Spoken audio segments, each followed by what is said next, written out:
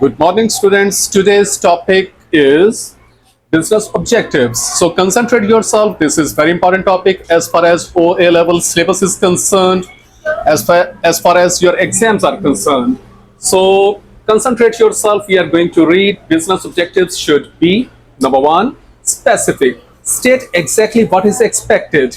So each and every member of the business should know what are the objectives of the business so they can work in the same direction so that the objectives can be achieved. So the first thing required is business objective should be specific. Number two is measurable. Set a target that can be assessed.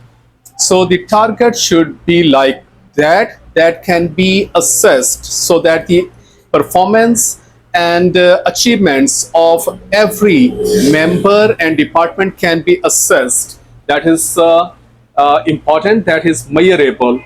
Number three business objective is achievable. Make the objective realistic. Your business objective should be not too low, not too high. Business objective should be achievable. That should be realistic. Next business objective is relevant. The objective set should be helpful to overall future of the company. So that is relevant. So your business objective should be relevant to the company or the business. That should not be irrelevant, so that the working of the employees and departments can be helpful in achieving the target. So the business objective should be relevant. Number five, business objective is time limited. The objective should have a future deadline. So your target, your business objective that is given to the employees or the departments should be time limited. That should not be unlimited, because you have to give them time and target, and that target should be achieved within the limit. So time limited is the business objective. An easy way to remember these is by the acronym SMART. So S stand for specific, M stand for measurable, A stand for achievable, R stand for relevant, and T stand for time limited. A business aim states what the company wants. The objectives set out what the company needs to achieve to get what it wants, and the business strategy is the course of action which enables the company to meet its objectives. So the first thing is to set the business objectives, and the next thing that is required is the business strategy. That is actually the course of the action which enables the company to meet its objective. Next thing in this lecture is private sector objectives. Generally, companies set objectives which tend to focus on the following. Number one, private sector first objective is profit. Many companies seek to make profit. Profit is what remains after all the cost of running the business have been met. So this is the definition of the profit. In a small company, the profit may be used as a source of finance to help the company expand. So this is the function. This is one of the function of the profit. In larger companies, the profit may be used to pay a dividend to shareholders. Large organizations in the public sector are less likely to use profit as an objective. They will be more likely to seek to break even, a point where neither loss nor profit is made. So these are the functions of the profit in different types of the companies. In small company, the profit may be used as a source of the finance to help the company expand. In larger companies, profit may be used to pay the dividends to the shareholder, whereas in the public limited company, the companies seek to break even, where a point neither loss nor profit is made. So profit is not an objective for public companies. Next, a private sector business objective is growth. This is a common business objective and is often measured through the market share. So more the market share, more will be the growth of the company. Less the market share, less will be the growth of the company. So companies that achieve growth may be able to undertake longer production runs and hence economies of the scale. So definitely, if a company is growing too fast or has taken a big share of the company, definitely longer production runs will be taken place, and hence economies of the scale will be achieved. Lowering cost may allow profits to increase or may help the company to lower prices to its customers and so become more competitive. So now the benefits of getting economies of the scale is definitely the cost of the companies, cost of the products will be lower now and may allow the profits to increase or may help the company to lower prices to its customers, so become more competitive as compared to the other companies. Growth may also indicate that the company has strong customer loyalty and may therefore be in the position to raise prices while retaining sales. So, if the company has getting too much growth, that also indicate that the company has strong customer loyalty. So, because customer is loyal to the firm's products, definitely they are having a bigger growth in the sector, in the economy, and may therefore in a position to raise prices while retaining sales. Next objective of the private sector companies are customer satisfaction. Without customers, the business will not succeed. It is important, therefore, that companies set objectives with the customers in mind. This is very important point for the public sector companies. Measures of the customer satisfaction may be achieved through customer complaints rates or customer questionnaires. So, this is the way that we can get the feedback of the customer satisfaction by giving them questionnaires through which we can get the feedback of the customers that how our products are performing in their view, or customer complaints is another way to achieve the to get the customer satisfaction level. Most hotels, for example, leave questionnaires in the room for guests to complete as a means of measuring customer satisfaction. So this is an example which is given. Next objective of the private sector business is the independence.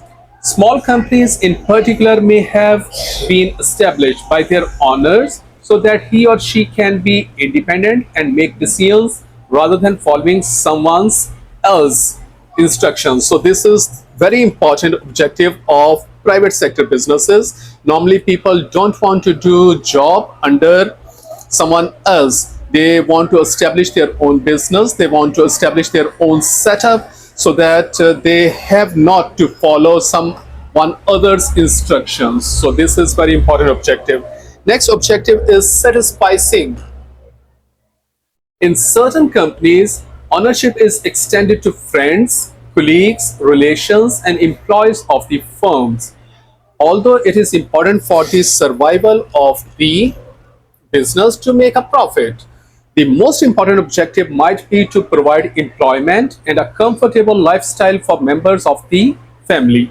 The owners may not want to expand because this may require them to work harder, take greater risks, and sometimes lose control of the company. So, this is very important objective of the private sector business, because normally people set up private sector business to get employment and comfortable lifestyle for the members of the family. The owners may not want to expand because this may require them to work harder, take greater risks, and sometimes lose of the control, because if they admit some partners or turn the company into private limited company or public limited company, the control of the company may be lost. So this is very important objective.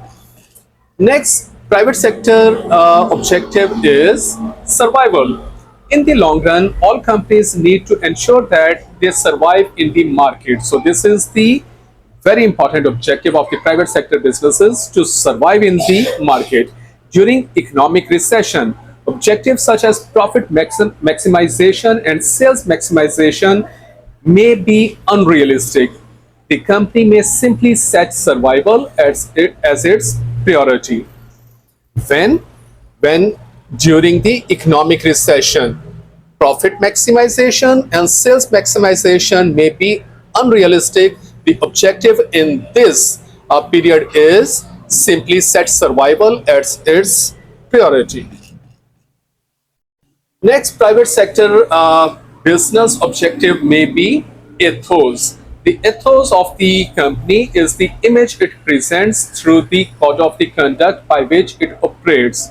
So this is actually your impression in the eyes of the in the view of the customers. So nowadays many companies are keen to prove that they are environmentally responsible, that they are not involved in testing products on animals, or that they have no business links with countries that have undesirable political systems. Some companies have used the ethos they have developed as part of their advertising strategy. So companies try to be very positive in the view of the customers, and they normally describe this thing in their advertising, in their advertisement. They don't want to indulge in activities that are negative in the view of the customers, or they don't want to have connections with the countries that are having bad impression in your customers. So ethos stands for the impression, the positive impression.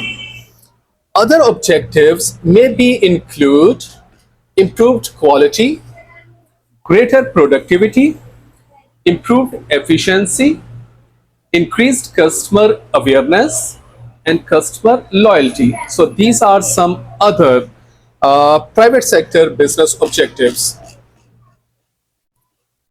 Okay, the next topic which we are going to read is the sales objectives. So, if there is a sales department in any firm, what can be the objectives of the sales department? Number one is growth in profit.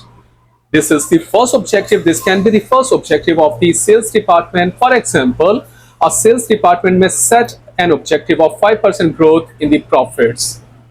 Next is growth in the sales turnover. This should lead to higher profits. Next objective can be increase in market share.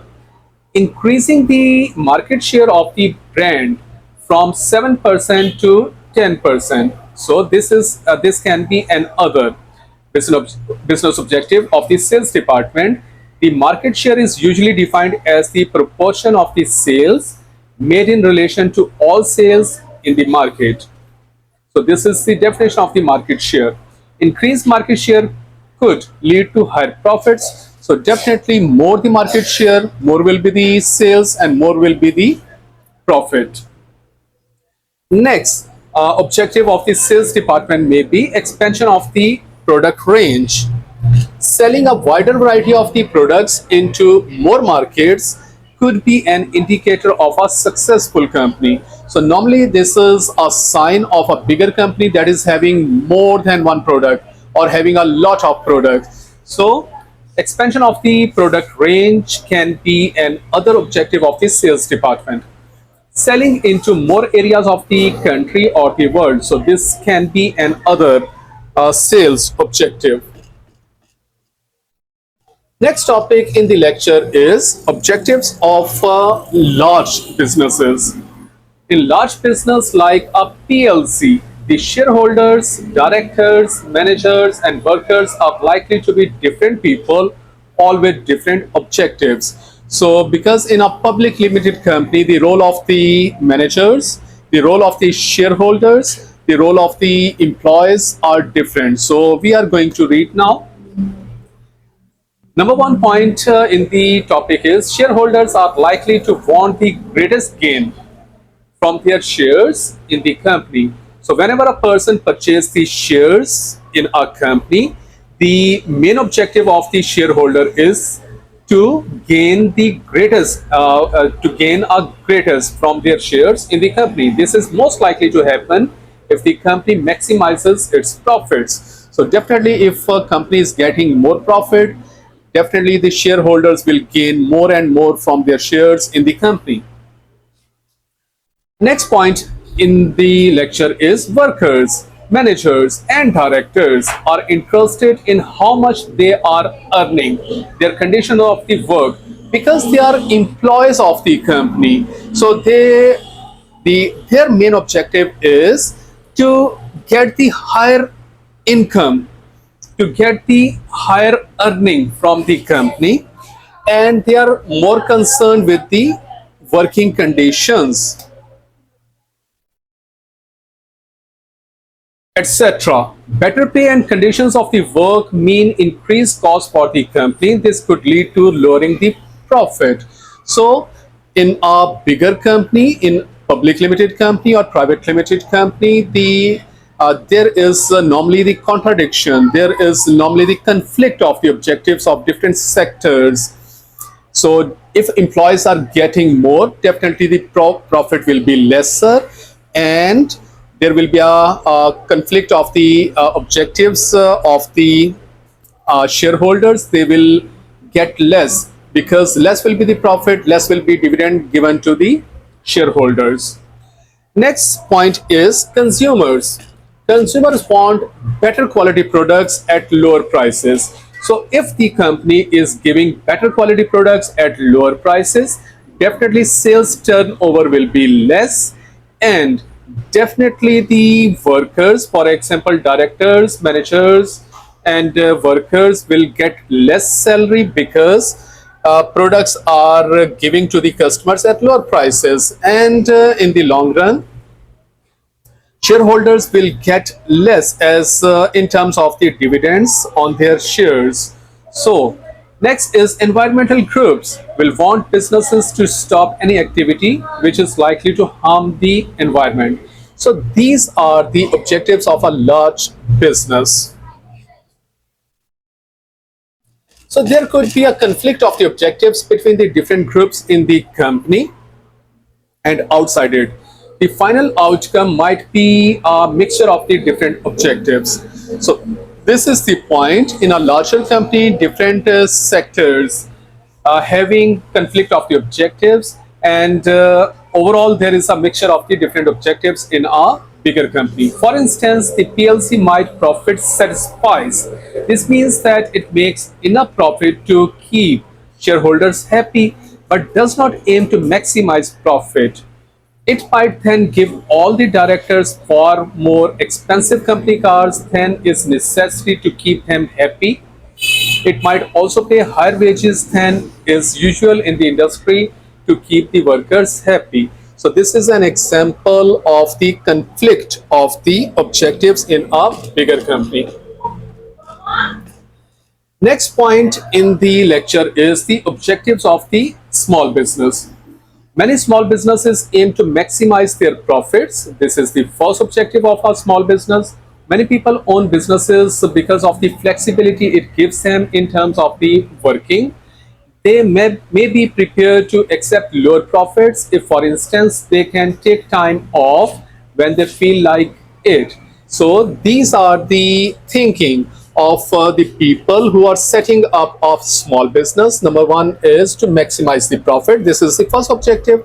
Number two, people own businesses, small businesses, because of the flexibility it gives them in terms of the working. They can work on their holidays as well. They can work late at night and early in the morning. So because they are having their own businesses, so they are getting the flexibility to work. They may be prepared to accept lower profits if, for instance, they can take time off when they feel like it. In practice, owners of the small business tend to work much longer hours than they were an employee working for someone else. So this is another important point of the people having small businesses. Normally they work for longer hours as compared to if they are working under someone else. However, they often have more choice about when they work. So this is another important point in this point. Next topic in the lecture is objectives of a public sector enterprise. Public sector enterprise like the post office or local council layer center are unlikely to be aiming to maximize profit. So their aim is not to maximize the profit. Their owners, central or local governments, for instance, might expect them to make a certain level of the profit or at least cover their costs. So this is the original objective of the public sector enterprise. However, they are likely to have other objectives as well, such as providing a high quality service. So these are the points in this section. At the end, we are having some key terms. So first key term is business objective. This is actually a target for an organization.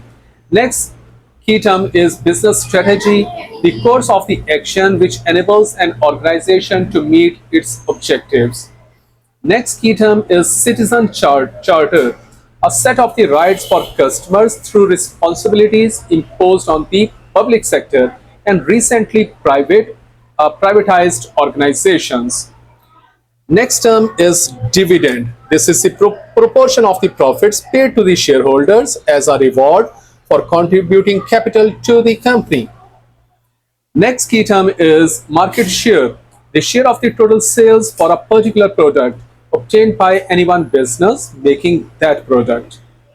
Next is mission statement, a statement of the vision that defines what the organization believes itself to be.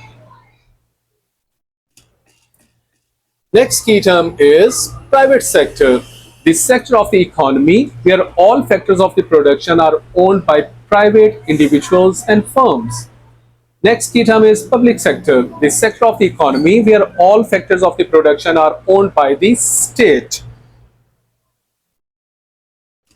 Next key term is satisfying an organizational objective which usually involves earning a level of the profit less than the maximum because other objectives are satisfied. Next key term is shareholder, a person who has bought shares in either a private or public limited company. So this was the lecture. Please make your notes. Thank you so much.